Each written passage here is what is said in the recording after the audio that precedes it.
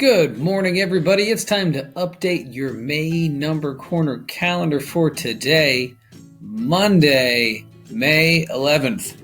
To do that, you're going to need this document, the May number corner document. You might have printed this out. You might have saved this as a digital document, and you're updating it there like I'm updating it here. We are looking at today. That's not true. We are looking at Friday, May 8th. Here's our calendar so far. We had a colored pattern of purple, green, purple, green, purple, green, purple, orange, purple, green, purple. We've also got a numerical pattern that's a little bit easier to see when you're actually looking at the charts. We're going to go back and look at that very shortly. But first, let's look at today, Friday. Nope. But first, let's look at Friday, May 8th. On Friday, May 8th, we had the same area for the total shape. It was 1, 2, 3, 4, 5, 6 on the bottom and 4 on that side. So we're going to do 6 times 4 for a total of 24. 6 times 4 equals 24. We need to now enter an equation for the area that is shaded.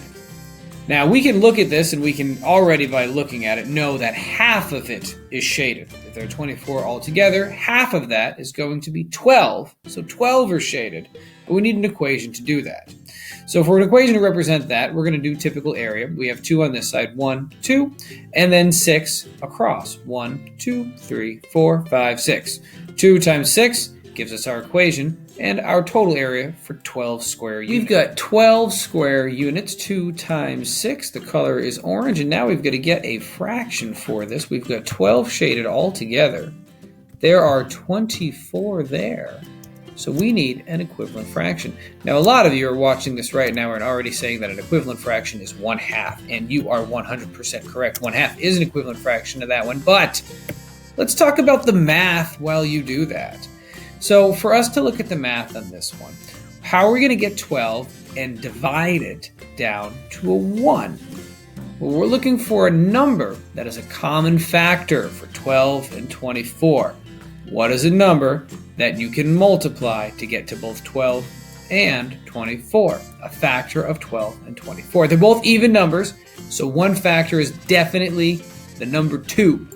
Because they are both factors of 2, we can divide both of them by 2 evenly. 12 divided by 2 is 6, and 24 divided by 2 is 12.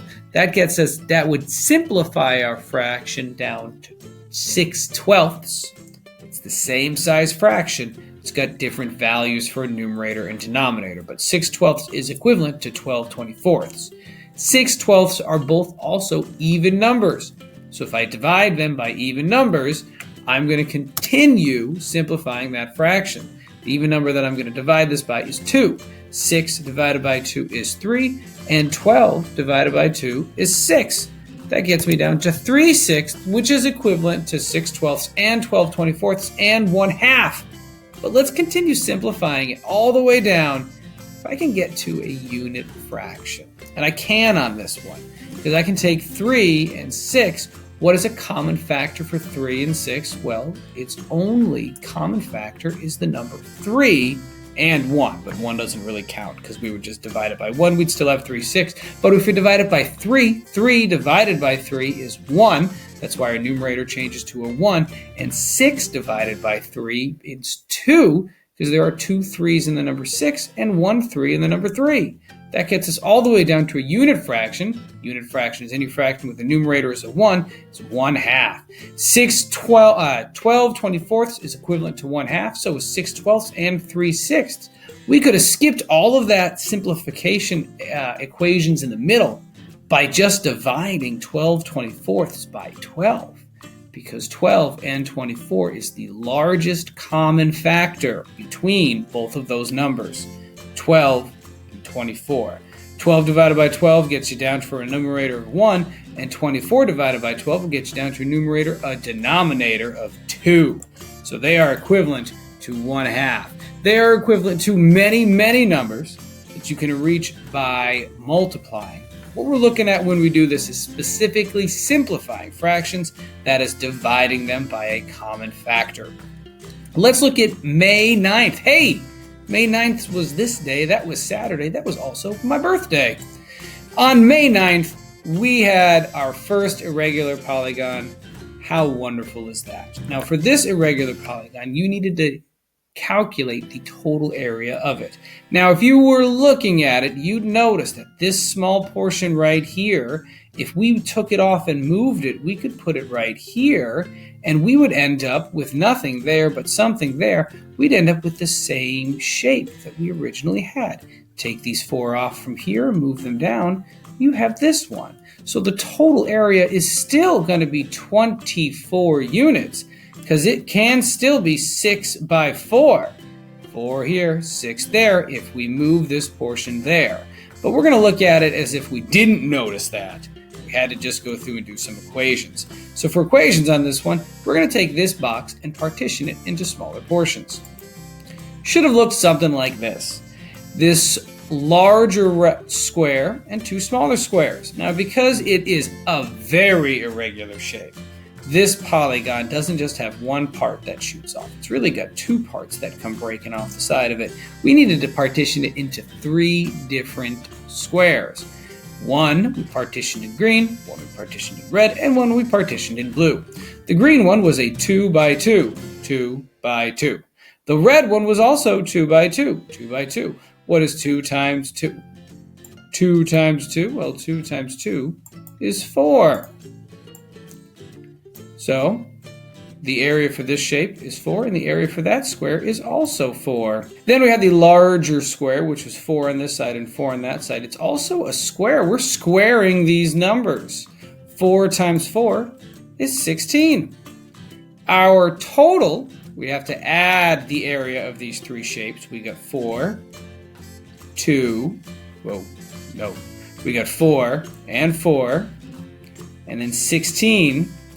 Add those all together.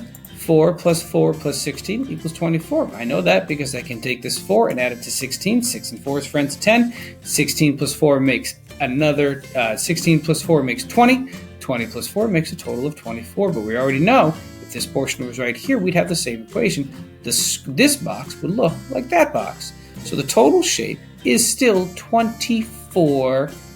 So we had a regular polygon that we split into 3 shapes, a 2 by 2 square, another 2 by 2 square, and a 4 by 4 square for a total area of 24. Those squares put together looks as an equation like that. This portion asks for the shaded region of the polygon. Now that entire polygon was shaded, so the equations are actually the same. What color was it? Well, it was purple. And what fraction was it? Well, a 24 out of 24 was shaded, so that is equivalent to 1.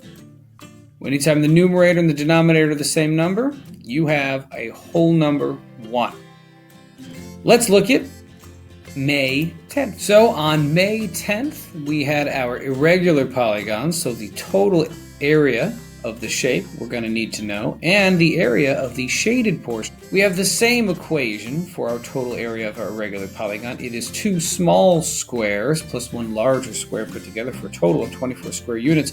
The shaded portion was a small green portion, was 2 by 2, so it was 4 units altogether. It is green, and then the equation, and then the fraction we're looking for is 4 24ths. Did we already do 4 24ths somewhere in here before?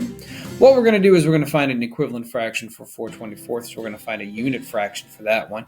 To do that, we would find a factor for both 4 and 24. There are several factors. 1 is one of them, but if we divide 4 and 24 into 1, it's going to end up with 4 24. So 1 does not count, but 2 does. 24 and 24 are both even numbers. 4 divided by 2 is 2.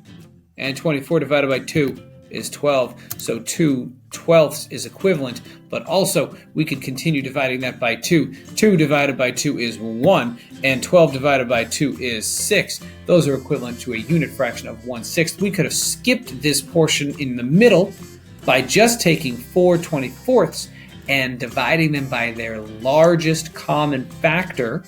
That is a factor of 4. 4 divided by 4 is 1. And 24 divided by 4 is 6. They are equivalent to 1/6. Let's look at the 11th.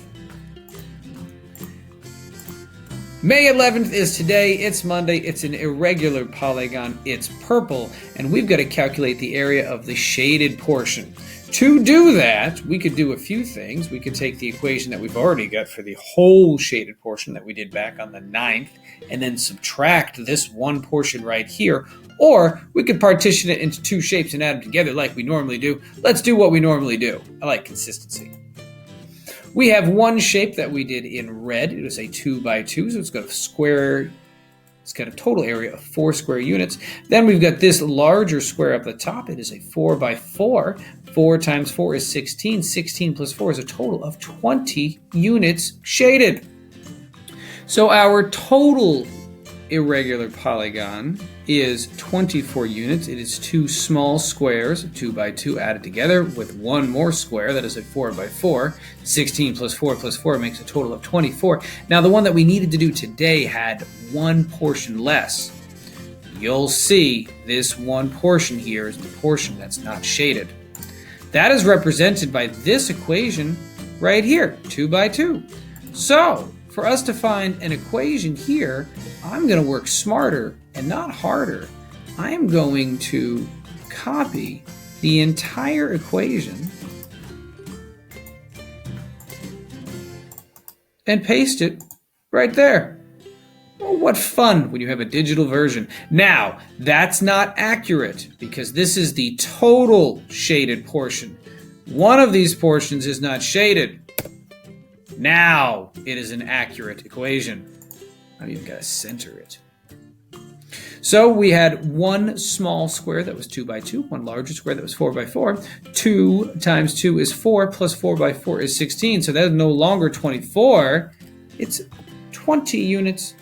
Now for our fractions over here, we've got 20 out of 24. We're going to go ahead and find the largest common factor. We're going to simplify this one time. What is the largest common factor between 20 and 24? What number does 20 and 24 both divide evenly into?